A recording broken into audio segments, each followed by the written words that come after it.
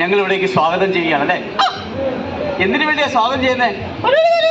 ഒരുപാട് കാര്യം പറയാൻ വേണ്ടിയിട്ടല്ലേ? എന്ത് കാര്യം? ഒരുപാട് കാര്യമുണ്ട്. കേരള സർക്കാർ ശുചിത്വ മിഷൻ വൃത്തി 2025 ഭാഗമായിട്ടാണ് കേരളത്തിലെ 14 ജില്ലകളിൽ നിന്ന് തിരഞ്ഞെടുക്കപ്പെട്ട ഒരുപാട് പേര് അവിടെ എത്തിയിട്ടുണ്ടല്ലേ? കുട്ടികളുണ്ട്, മുതിർന്ന ആൾക്കാരുണ്ട്, ഒത്തിരി ആൾക്കാരല്ലേ? എല്ലാവരെയും നമ്മൾ ഈ സ്വാഗതം ചെയ്യുകയാണ്. നമുക്ക് പ്രധാനപ്പെട്ട ഒരു കാര്യമാണ് പങ്കുവയ്ക്കാനല്ലേ? എന്ത് കാര്യമാണ്? ഒരുപാട് കാര്യമാണ്. അത് വലിയ കാര്യം പങ്കുവയ്ക്കാനല്ലേ? ചേച്ചി എവിടുന്നാ വരുന്നേ? ചിരിക്കാന്നല്ലേ? എവിടുന്നാ വരുന്നേ? കോഴിക്കോട്. എന്റെ പേരെന്താ? മിനി. മിനി എന്നാണ് പേര്. ചേച്ചിക്ക് സുഖമാണോ? ഓ സുഖം. ചായ കുടിച്ചോ? ചായ കുടിച്ചു. സാറെവിടുന്നാ വരുന്നേ? ഇലമേൽ. അപ്പൊ എല്ലാവരും പല സ്ഥലത്താണ് വന്നിട്ടുള്ളത്. ഒത്തിരി കാര്യങ്ങളാണ് ഇവരുമായിട്ട് പങ്കുവയ്ക്കാനല്ലേ? നമ്മൾ എന്തൊക്കെ കാര്യങ്ങളാണ് പറയാനുള്ളത്? ഒരുപാട് കാര്യമാണ് പറയാം. പക്ഷെ ശരിയാണോ? ഒരുപാട് കാര്യങ്ങളും വലിയ കാര്യങ്ങളാണ് പറയാനുള്ളത് അല്ലേ? നമുക്ക് പ്ലാസ്റ്റിക് വലിച്ചെറിയരുത്. വലിച്ചെറിയാമോ?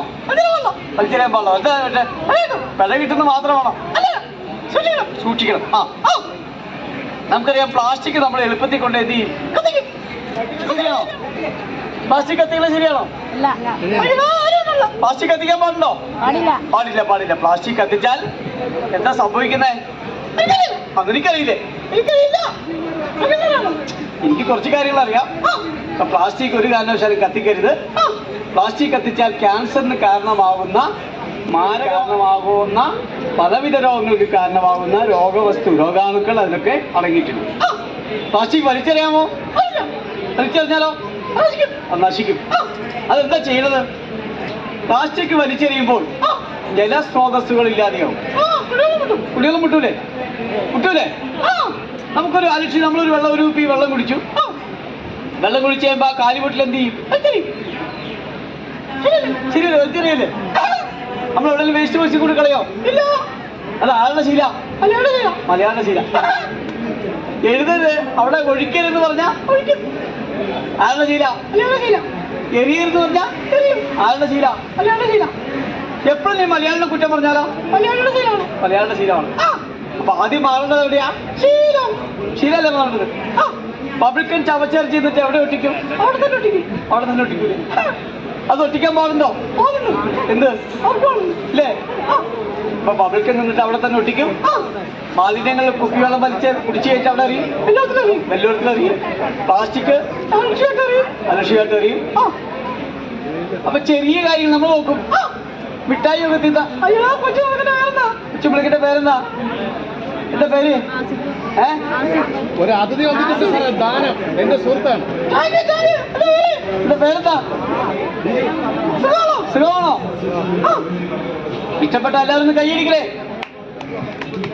അപ്പൊ നമുക്കറിയാം, നമ്മളിപ്പോ ഒരുപാട് കാര്യങ്ങൾ പറഞ്ഞു വന്നു വെച്ചു.